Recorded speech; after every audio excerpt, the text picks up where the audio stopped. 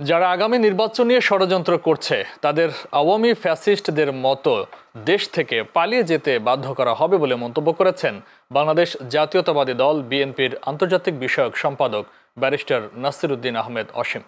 আজ ধানমন্ডির কলাবাগান staff quarter মাঠ সংলগ্নে ঢাকা 10 সংসদীয় আসনের বিএনপি ও অঙ্গ সহযোগী সংগঠনের উদ্যোগে দূষণমুক্ত নগরী গড়ার দাবিতে এক মানববন্ধনে প্রধান অতিথির বক্তব্যে তিনি এসব কথা বলেন। এ সময় উপস্থিত ছিলেন স্বেচ্ছাসেবক দলের সাবেক এজিএস রফিকুল ইসলাম সহ ঢাকা 10 আসনের বিএনপির নেতাকর্মীরা। নির্বাচনের ফলাফলকে প্রভাবিত করার চেষ্টা করা হয়। এদেশের জনগণ হাসিনার বিরুদ্ধে লড়াই করেছে, সংগ্রাম করেছে।